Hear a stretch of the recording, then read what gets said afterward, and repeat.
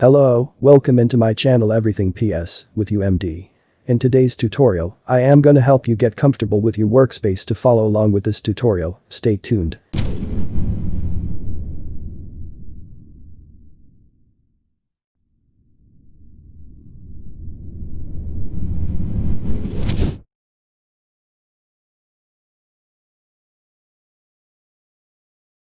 You can open any image. The first interface element to get familiar with is the document window, which is right here in the center of the screen. This is where you work on your images. Over to the right of the document window are the panels that have a variety of image editing controls. There are more panels than just those you see in this panel column. Some of the panels are hidden behind others. For example, here we have a panel group of the color panel and the swatches panel, etc. If I want to see the swatches panel, I can just click its tab and that brings it forward so I can use it. I'll go ahead and select a blue swatch here in the swatches panel. And that color will be applied when I use other color features like the brush tool. There are some panels that are open on the face of Photoshop. To open one of those panels, go up to the window menu and choose from this list of alphabetical panels a panel that doesn't have a check mark. For example, I'll choose the histogram panel. That opens the histogram panel, and after I'm done using it to evaluate the tones in a photograph. For example, I can close it by clicking the double pointed arrow here. Another important interface element is the Tools panel, which is located to the left of the document window. It's this long vertical bar here. If you're not sure what the tool is, you can just hover over its icon and in a moment you'll see the name of the tool and a tooltip. To select a tool, just click it. There are more tools than you see on the face of the Tools panel. You can click and hold any tool like the horizontal type tool here. That has a little triangle at its bottom right corner. And you see a flyout menu of related tools, so if I want to add text, not in a horizontal orientation, rather in a vertical orientation, I can just slide down to the vertical type tool in this file menu and select it from there. Each tool has a number of controls called options, and those are found in the next major interface. On it, the horizontal options bar up here at the top of the screen. The important thing about the options bar is the changes depending on what tool is selected. So because I have the vertical type tool selected, I see options for text like this font size menu here. But keep your eye on the options bar. If I select another tool, click on the brush tool for example. And now the options have changed to offer brush opacity and brush flow and more. Let's go ahead and apply an option. One of the things you often want to do when you have a brush tool selected is to change the size of the brush tip. And you can do that using the brush picker option, which is the first option over here. On the left of this options bar, click that option to open the brush picker. And then I can move the size slider in the brush picker over to the right to increase the size of the brush tip, or to the left to decrease it. And then I click in a blank area to close the brush picker. I'll move into the image and I'll apply some paint, and by the way, the brush tool is painting with blue. Because you remember that's the color I chose in the swatches panel earlier in this video.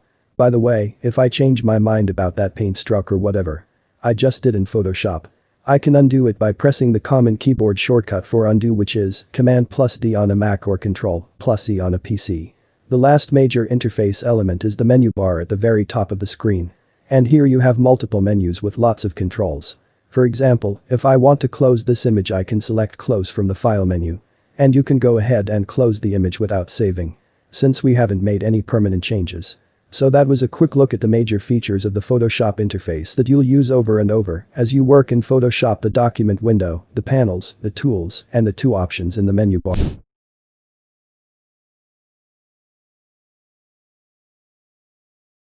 And an image that you'll use often as you work on images in Photoshop to practice working with zoom and pan controls.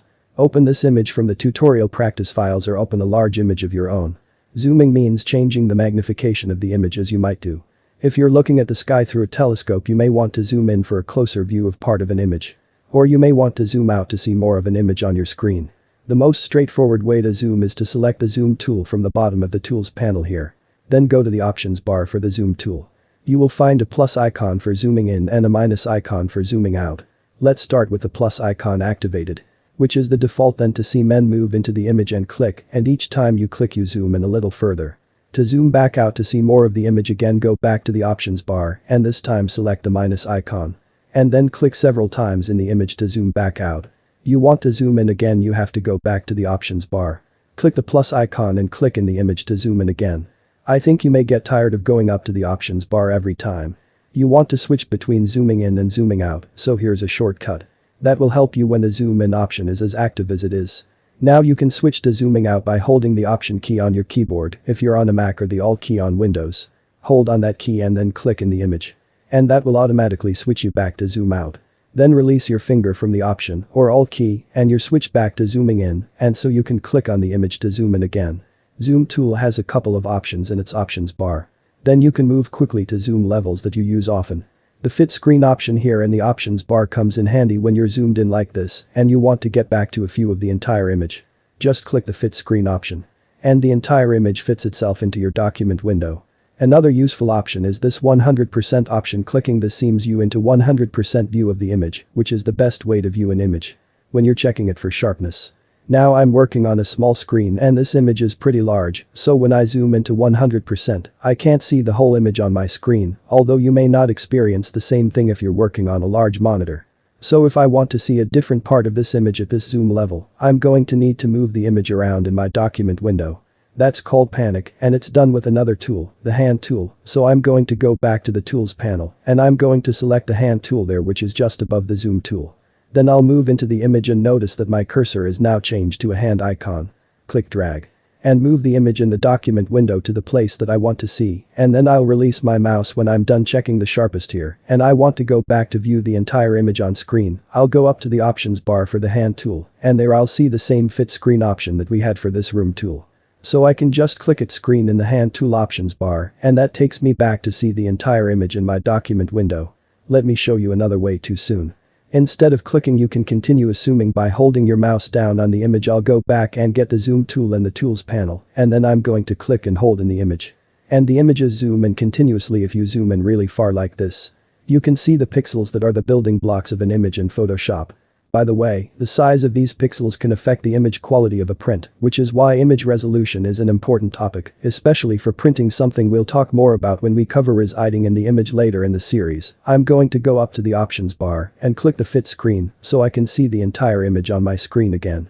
One more thing, let's say that you're working with another tool, maybe the brush tool, and you're painting in a small area and you don't want to switch out of the brush tool over to the zoom tool just to zoom well. There's a shortcut that you can use instead of the zoom tool, and that is to hold the Command key on a Mac or the Ctrl key on a PC. As you press the plus key on your keyboard, and every time you do that was imminent. If you want to zoom back out, hold the Command key on a Mac or the Ctrl key on a PC. And press the minus key on your keyboard. And that was in your back out. So that's an introduction to zooming and panning that I hope will help you to navigate your images as you're working on them in Photoshop. To finish up with this lesson, you can close this image without saving.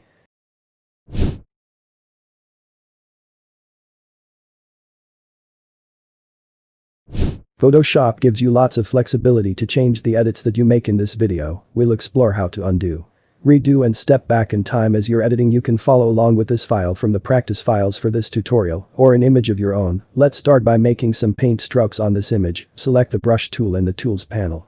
Then go over to the swatches panel and click on color. There you can use any color that you like. Move into the image and make a brush stroke. By the way, if your brush tip isn't big enough, go to the options bar for the brush tool. Click on the brush picker and set the size there. Click of that picture to close it. Let's make a couple more strokes. Go to the swatches panel again. Select another color and stroke. And let's do that one more time. So let's say that you want to get rid of the last action that you did in Photoshop. In this case, making that pink stroke, the quick way to do that is to use a keyboard shortcut, Command+C on the Mac or Ctrl+C on Windows. Which I do now. And the pink stroke goes away. So that keyboard shortcut is a toggle for undoing the last action that you took. If you prefer to use the menu, and rather than the shortcut, you can go up to the edit menu, and there you can choose to undo, and Photoshop even tells you what action you're going to undo. And then edit and redo. There's one more way that you can step through time in Photoshop, and that's using the history panel. These three panels located here in this collapsed column of panels. If you don't see it, go up to the window menu and choose history. I'm going to expand this panel by moving down to its bottom bar until I see a double pointed arrow and then dragging down. So what we see in this panel is a separate bar for each action that I just took on this image. Open and then 3 strokes with the brush tool. Keep your eye on the panel if I make another stroke. My 4 stroke was just recorded in the history panel too. Now let's use another tool to see how it's recorded. Go to the tools panel and this time selects the dodge tool, which is used to make things lighter. The dodge tool also has a brush tip just like the brush tool. To make the dodge tool tip bigger, go up to the options bar for this tool and there you have a size slider that you can drag and then click in a blank area to close the brush picker. Now come into the image and let's drag over the leaf a couple of times. Each time I release my mouse and then drag again, another dodge tool state is recorded here in the history panel.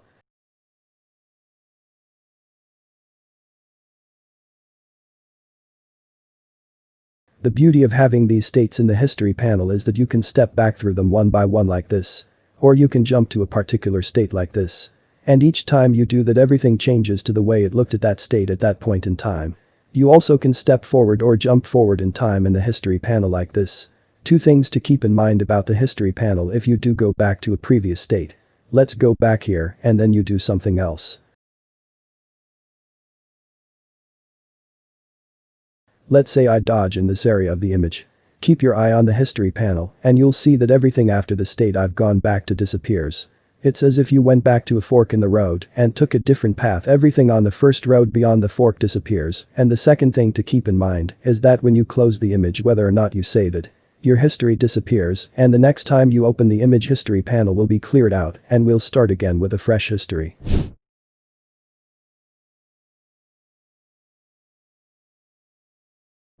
Saving is a critical step in Photoshop, so let's see how to do it safely. To start, open this image from the tutorial practice files. Now let's make a change to this file. Let's move this small inset photo to somewhere else in the image. To do that, go to the tools panel and click on the first tool, the move tool. And then move into the image, click right on the small bouquet photo and drag it somewhere else in the image. I'll just put it here, you can put it anywhere you like. By the way, if that didn't work for you, it's probably because you're not on the right layer.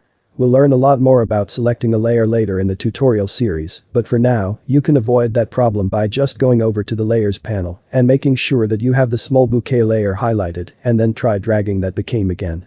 Now that we've made a change to the image, let's see what happens if we use the save and to save the image with that change. I go up to the file menu and I'll choose save. And what happened is that Photoshop went right ahead and saved over and replace the last version of this image, in this case, the original file that we started with, and that's something you don't often want to do, so let me show you a safer way to save that doesn't save over the last version. Let's make another change again with your move tool selected, click on that small bouquet photo and move it somewhere else in the image. I'll put mine down here, but you can put yours anywhere, go up to the file menu. And this time don't you save, instead to save as. That opens the Save As dialog where you can avoid saving over the last version of your file by doing something different, like changing the file name. We're choosing a different location to which to save the file. By the way, if you're on Mac, this dialog box may look slightly different. It does offer the same options that we'll talk about, but they're just arranged slightly differently. So what I'm going to do to avoid saving over the last version of this image is to give this version a new name. I'll go to the file name here, that's the Save As field if you're on Mac, and a quick just to the right of the name before the .psd extension, and I'm going to type v2 for version 2. Now if I were to come down and click save, although I'm not going to do that just yet, I'd end up with two files, the last saved version of the file and this changed version, so that's a simple way to protect your last saved version, which is sometimes your original of an image. Before we do click save, let's take a look at another important thing in this to save as dialog. That's the Save As type menu here on a Windows, it's called the Format menu on Mac. It's a good idea to save your files in the native Photoshop format, which gives them a PSD extension while you're working on them. To do that, choose Photoshop from this drop-down menu, and if you have layers in your file, as we do, make sure that the layers boxes are checked. The big advantage of saving as a PSD is that it will preserve any layers or other editable Photoshop features that you may have added to the image so that you can come back and work with those again later. But you can't see a PSD file on the web. And if you're sharing it with someone who doesn't have Photoshop, they might not be able to open a PSD file, Photoshop file. So if you want to share an image that you've worked on in Photoshop, I suggest you save another copy of it in addition to the .psd and save that copy in the JPEG format. The JPEG file could be posted online. It will be smaller to send by email and it will keep any photos in an image looking good. So let's go ahead and do that. I'm gonna go to my Save As type menu and I'll choose JPEG. And then I'll go down to the bottom right and click save. That triggers this small window of JPEG options. I suggest you just leave these at their defaults and click OK. Finally, here are a couple of bonus tips about saving. First, save often, don't wait until you're done to save a file you're working on. Second, save early. This is especially important if you've created a new file from scratch with a new, and because until you do save, that file hasn't been permanently saved on your system and could be lost if your computer crashes. Here we go, we are done for today. If you have any questions, put it in the comment section below. I hope you enjoyed it. If the video was helpful for you to hit on the like button and subscribe.